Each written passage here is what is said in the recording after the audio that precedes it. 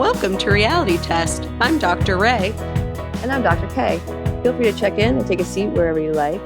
We're doing some more Traitors stuff here. Traitors, with a really good episode that came out this week, we both were saying. Indeed. That was a really good Traitors. I liked that. I might have to listen to that back.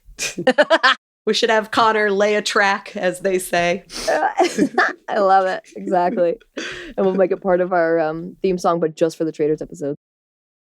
Perfect. Done. And done. Done. Before we head on into Traitor land, I'm wondering, dear Dr. Ray, what is on your heart and mind today? On my heart and mind today is pneumonia. I had pneumonia this week. I got the flu and then I got pneumonia. So if you're hearing my voice, it's on the up and up, but it's been a funny week for my voice. But I'm feeling better, and that I'm very grateful for. A lot of people seem to be getting the flu right now, and it seems to be a pretty gnarly flu. So if it has hit you, I am sending you lots of good vibes. But it is nice to be feeling like a human again, and to be back here with you all. And I'm grateful to Dr. Kay for letting us delay our recording so that I can actually say words. No, of course.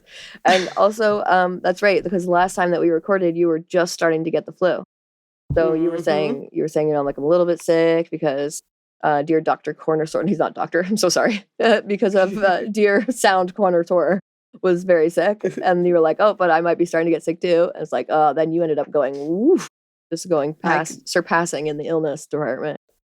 I did indeed. It was a good role reversal because often he does a lot of the housework. So I was like taking care of things. And then we did a hard pivot back to our traditional roles because it's been a rough week. But thankful for that. Thank you, dear Connor Sora, for taking care of our dear Dr. Ray. I also love that because it's the same thing with our household roles. He's also he's the caretaker of the house, which is a thankful thing for me. I'm loving this.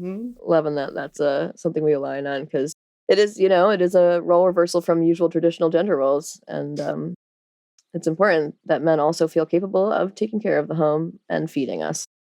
Exactly. Because we need to be fed by someone. And I expect dinner on the table at 6. No, I'm just kidding. Connor. I do not expect that of you. No, that's entirely a joke. And that's the truth of feminism. It's like we're not looking for exact reversal of what it has been like for us in the past. We're looking for an equity, just like we don't need to be harsh about it the way men were harsh about women being in the kitchen. Also, by the way, which is right back in the zeitgeist with our political sphere. Anyway, no, we're not going there. We're not pivoting to the despairing land of our political world, but it's pretty despair worthy.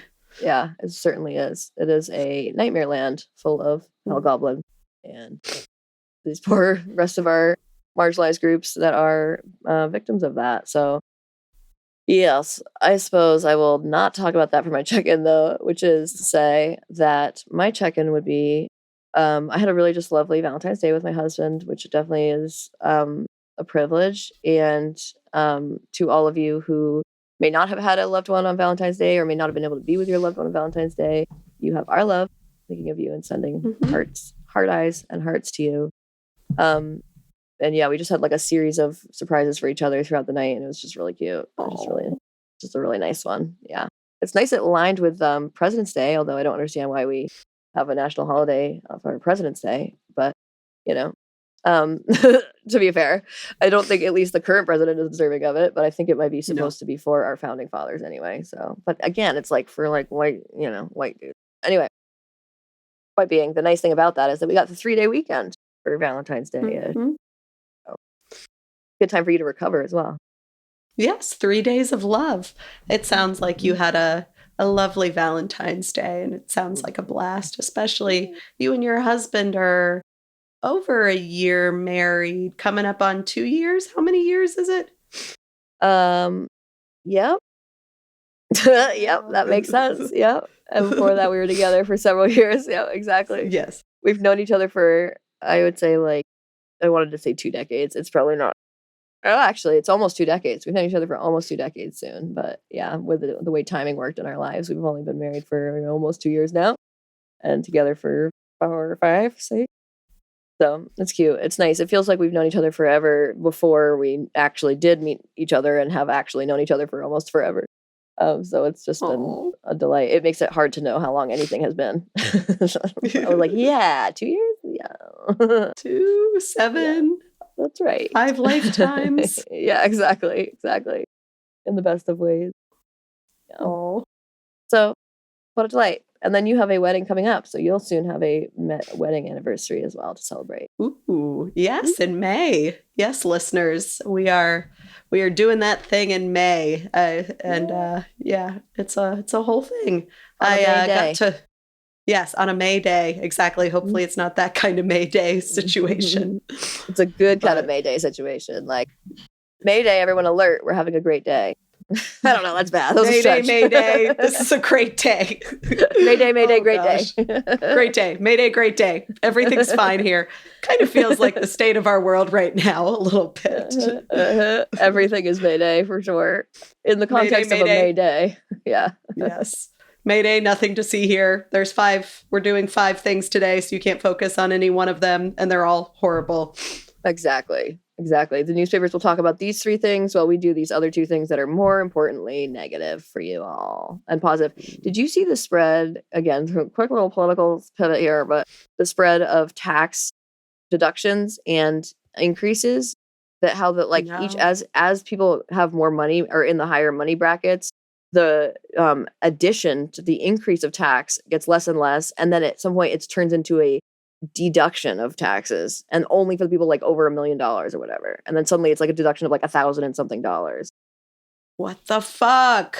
Dude, it's ghastly. And when you really look at it like starkly in a table, it's just like jaw to floor. Like, how did that? And then how do people who are in the lower income brackets who are supporting Trump, how are they okay with that? Like, how do they not see how this is not the guy that knows you or cares about you? You do not relate to him at all. Shit about you. No. Mm-mm. No. That's awful. It really is. So, with that note, we'll go to Traitors instead. A different kind of traitor. Let's do that. Indeed. Gosh, I don't know if that was bad I said that. I think it's just true. He is a literal criminal and a traitor. Yeah, still hasn't shown us his taxes, by the way. So there's that too. He won't. No. I'm sure. This is spoiler alert. Who should go first? Yes, great question. So I think you went first last time, so maybe I'll go first this time. Maybe that works. Perfect. I like it. So we are on episode 8. We're going to first follow up on the murder that took place at the end of episode 7. So this, as you may recall, was in the chapel. They were in the chapel, and only the people who could have been murdered, so who didn't have a shield, would go to the chapel, walk down the aisle, and when they turned around, if they saw Alan, they were safe. If they saw the traitors, they were murdered. So even though usually we start the episode with like following up on the traitors turret, in this case, we actually went right to the survivors breakfast because that's how we were going to find out who was safe and who was murdered. So in the survivors breakfast, those who were safe and could not have been murdered just all came out first, and they're all in the breakfast happily safe. Then Sam comes up with a scheme. And this is my first segment because I thought this was a smart move. And therefore I gave him the playing a politically strategically smart game. Because he thought up this idea that if they ask each person that comes in what Alan was wearing, that then they would have to be a faithful if they knew what Alan was wearing, because he believed that the traitors would not have seen Alan. I got the sense, though, it turned out they did actually see Alan, because Carolyn said I shouldn't be banished for not remembering what he was wearing. So I think she may have actually seen him, but they have everybody describe what Alan was wearing. The funny thing was they tell this scheme to Tom Sandoval and come up with it when Tom Sandoval comes in. And then the first person who comes in after him when they're using this new scheme is Carolyn. And poor Carolyn kind of like stumbles on it. And she was like, oh, he was wearing and then Tom, feeling bad for her, just jumps in and says, wearing a black version of the kill. And Sam was like, nah, like tried to get him to stop. And so he very much whoopsied that. And then Gabby jumps in and says, well, basically Carolyn was on the line of pass fail, but ultimately she passed, and kind of giggles. And Carolyn was like, what? Like, she's like, ask me more. But it basically ended the scheme and no one else was asked that we saw. But I thought that was interesting. I was like, if they had kept asking, that would have worked well, because Danielle was the only other one who was a traitor, and she had already been safe. So poor Carolyn, though, she really almost, it basically just sucks she happened to be the first victim of that. Like if she had just been a little later in the thing, it would have been fine. But what a smart tactic. It was smart. I had a few things here. My one thing was like, it would have made this stronger if they would have kept asking people. I was like, why did they stop asking people? Exactly.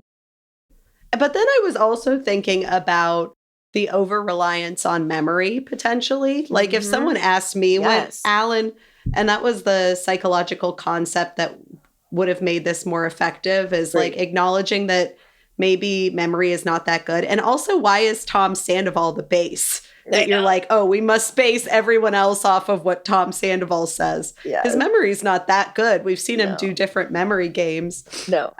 He didn't even remember the scheme. No, he had to rescue Carolyn from herself. Yeah. But it was, so I was like, this was a really good idea. And I'm not sure you could be too sure of it. Because yeah, so that was kind of my thought. But I wish they would have asked other people, because I think that would have been interesting just to see what they would say and how they'd react. I wonder if they didn't because of what you're saying. Like they realized it was sort of unfair because they couldn't tell if Carolyn just didn't remember because it's Carolyn or what. And I totally agree. I think it is a little bit almost ableist to be like basing it on memory. And I think also like, especially at a time of stress, because that was like a stressful moment for people. Like, am I getting murdered or am I saved by Alan? And so it would be easy to forget. And I think she did say black. She said something about black. The one thing she said was black, and he was in all black. So fuck it. I don't know. I feel like that should have been enough anyway. They should have just given her the win for that one thing.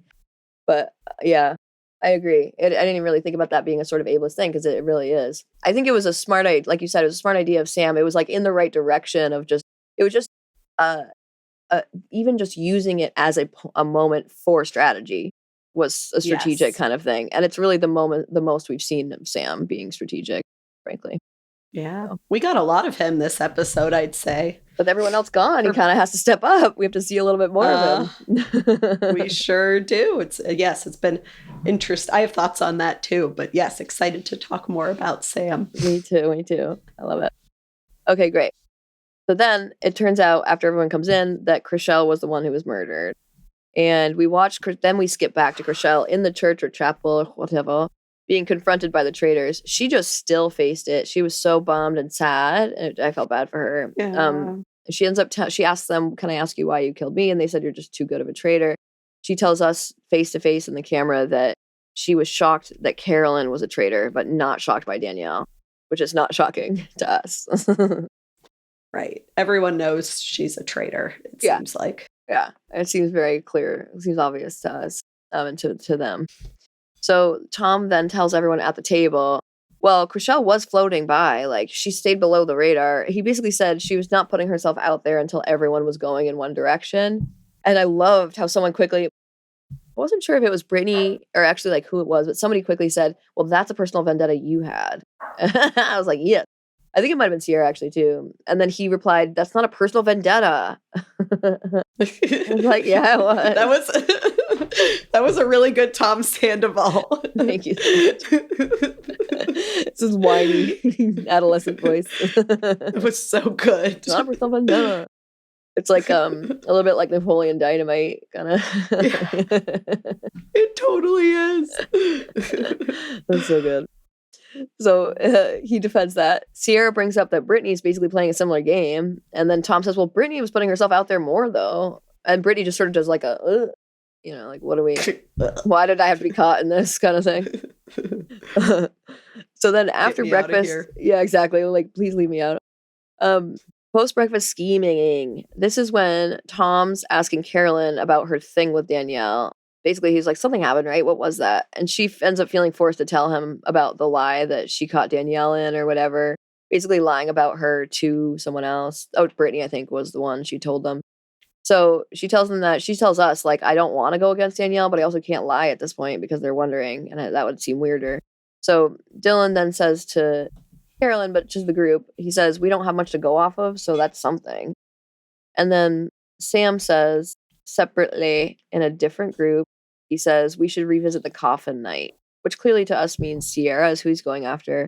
Brittany brings up that Sierra was agreeing. She's like, Sierra was agreeing with every word of Rob's. But then she says to Danielle separately, let's not let Sam take charge, but he is right. Okay, you have a segment, yeah. I do. So I think that Sam, one of his psychological tactics here, whether or not he meant to, was like leading with patriarchy kind of thing. Because there were two, it was Bob the drag queen, who was kind of the patriarchal voice at first. Then Boston Rob came in. And I think Sam saw an opening a little bit to be more of the alpha, to be more of the one who kind of calls the shots, as someone who's been quiet and has played a very observant game, to be fair. But so I think patriarchy was at play here a little for Sam. There was he was all of a sudden coming in very hot, at least the way it was edited. Who knows? Yeah. Maybe he has been the whole time. Right. That's a part of it that's tough. It's like, are they just showing us more of him now because there's less of other stuff to show us? Or is he showing up more because there's less of anybody else showing up? Like, is he filling a void, or are the editors filling a void? And I think you're absolutely right. He at least is definitely also filling a void of powerful alpha dog energy. For sure. Cutting through the nonsense. But yeah, we'll see how it works out for him. I am not sure. Which segment is that for? That was for the psychological tactic, I think. Okay. That one. Fabulous. So then Sierra brings up to Gabby that Danielle and Britney seem to have a strong alliance. And I think she might have said this to us, but she might have said it to Carolyn, where she says, all gamers say is, I don't play game. Bitch, all you do is play games. And I think she did say games. I don't play games. Bitch, all you do is play games. Oh, fuck. You're into your territory. My bad. Okay, go ahead. Oh, no worries at all. I just realized too. So then we go to the challenge, and we have 2 5-person teams. This is a hilarious. Oh my God. This is the funniest. This was prime television. I actually made a video out of one of them. I made a video out of 2 parts of this episode, but one of them I haven't actually made it yet, or put it out yet. But one of them was from this. It was so good. The challenge was so good. Oh, I can't wait to see it. But yeah, Alan, just seeing Alan break character is so funny and fun. So what they do is there's 2 5-person teams. 5 go with Alan and 5 are in the castle. Only those that went with Alan could get the shield. Danielle wants to make sure she's on the shield team so that Carolyn can't know, and she does know. I see you have a segment here. Aha, thank you so much. So this is where I believe I gave this one to politically or strategically sloppy game, and why. I mean, poor Danielle, she really is our resident sloppy gamer. And to be fair, she is doing better in some territories, but not really in other ways.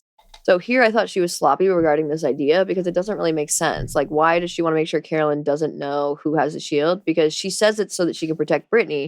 So is she planning to protect Britney by saying that Britney has the shield when Britney doesn't? But then what happens if Carolyn wants to go for someone who actually does have the shield? Like, if she's like, no, Britney has the shield, and then Carolyn's like, okay, well, then let's go for Dylan. And she's like, well, and she can't convince her not to do Dylan, but it's because Dylan has the shield. So it really, to me, I was like, this kind of a sloppy game choice. And sure enough, she doesn't even end up using this tactic. Like, it doesn't even help her in the end. She just tells Carolyn who had it. So the other thing is from this episode, just to finish the segment out, is that her shaking and crying comes back to roost a couple times during this episode. So her sloppy gaming at large is also apparent in this episode. It's just too much overacting, I think, is what's happening. But yes. Oh, Danielle. And then in this case, thinking too hard or something. I don't know, it's not thinking too hard, but thinking of a strategy that didn't actually work or wouldn't work in this case too. Yeah, overacting in general. And then in this case, thinking of a strategy that was ineffective. And why not just be loyal to Carolyn for a week to prove that you can be? Because y'all need to rebuild trust. There's been a lot of rough moves, mostly by Danielle, but Carolyn's made a few too. Yeah, but totally. But anyway, I guess she'd rather be loyal to her bestie Britney. Who knows? Yes. Yeah, who used to be an enemy from Big Brother. Seasons past. I wonder if they're trying to do, sorry to get off topic, but I know last season there was CT and what's her face? Yeah, that blonde woman. Are they trying to do one of those, like the, we overcame all odds? Well, like Danielle's not, because she's a traitor, so she couldn't be. But maybe, yeah, that's who true. knows?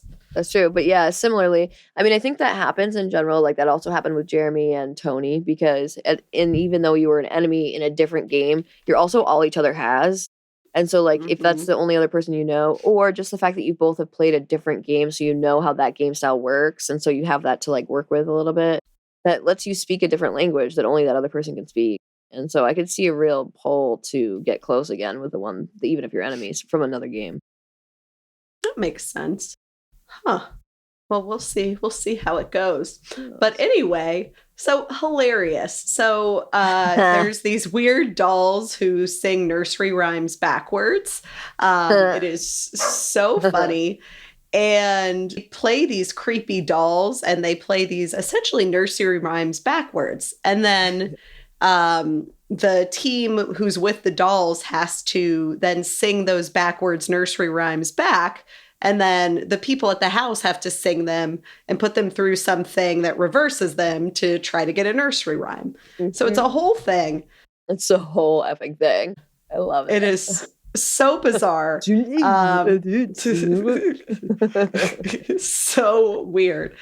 And then Alan read the dollhouse. There's no structure, no strategy. It's a mess. At the beginning, everyone seems to be looking for shields. But then Tom decides that it's his time to step up and show us what an amazing singer he is. He says that he's the only one who's musically inclined in the whole castle. It was so funny.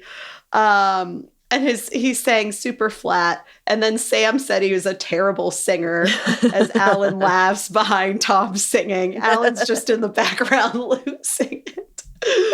Alan, who has like a Tony Award, is like on Broadway, and he's back there like, oh my god, what is this guy? The only person in this whole castle is musically inclined. Okay. Come on, bro. So funny. And then he says, someone come over the phone, please, so I can do another one. He's like, so, ready to go. He's like in his element. Alan says, who are you calling? Put that down. Go back. Don't let because Ivar comes over. This is one of my favorite parts. It's the fucking funniest. This is actually what I used for the video. It's like, he goes, someone come back. He's like done on the phone. He's like, someone come back so I can keep doing another one. I think thinking that someone else had a song ready to go was his point. But he didn't understand, like, no one had one. So he says, come take it so I can do another one. So Ivar runs over and gets right on the phone. And Alan's like, what are you doing, Ivar? Who are you calling? He's like, I don't know. He's like, get back over there. Don't let Tom bully you. It's so funny. Tom was having his moment in the sun. Oh my God. Yes. And bossing people around. And Ivar was quick to hop too. It's like Ivar with men is so different than Ivar with women. It's real clear. Yeah. Yeah. He's kind of sexist. He's been sexist at multiple. Yeah. Yeah, I have. Times. He's my socio-political one for today on that very issue of sexism, because there were multiple instances, and this is one of the instances in the river, like the to like prove it, like that he does it pro men but not women. So gross. We've got enough of those in the world right now. Sure do, and sure do in positions of power, and he's in the royal family. Like, not surprising, of course, but it kind of tracks, right, with the reality of today. It surely does. But so that challenge, if you haven't seen it, you got to watch that video, because it is worth its weight in gold. Oh, and I didn't include the end of it, just that they won it. They got all $5,000, and Sierra got the shield. Yay, Sierra. So then post-challenge. I want to pick on him lightly, not in a mean way, and only in the context of this guy sucks. Yeah, exactly. not in a like, oh good, I'm so glad this guy's on my TV. Right. I think we've had plenty of him on our TVs for a very long time.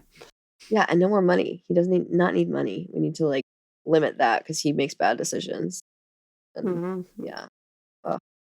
Ugh.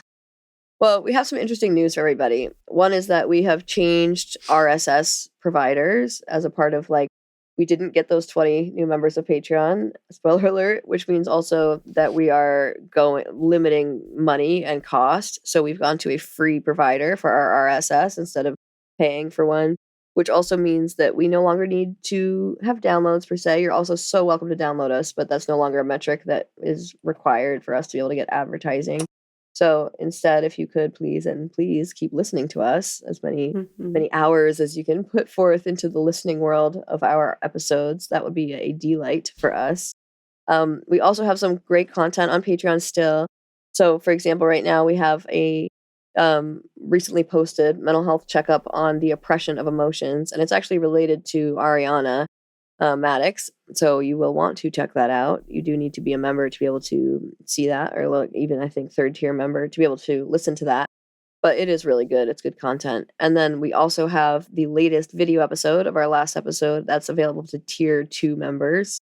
Eventually, we're going to have some episodes that we do, podcast episodes, be available only if you're a member of Patreon. So that doesn't mean you have to pay. You can be a brand free, totally. I was going to say brand free. I like it. You could be brand free, all the way free. You could be like brand spanking free a member where you do not pay a single cent and you just get an account because they're free on Patreon. You can get a free account on Patreon. You become a free member of our group here. And then if you're a free member, you'll get access to things that you can't get otherwise. And so some of our episodes will be in that terrain. So you'll see things like we're going to eventually probably put some Bachelor content up in that area. If you wanted to listen to our Bachelor episode, you just have to become a Patreon member. You can, again, become a free Patreon member and have a Patreon app on your phone and listen to it on your phone still. It has the same access as Apple Podcasts and everything else. 100% free to be able to do this if we're keeping the content free, which we will be doing with our audio content for episodes about things like The Bachelor.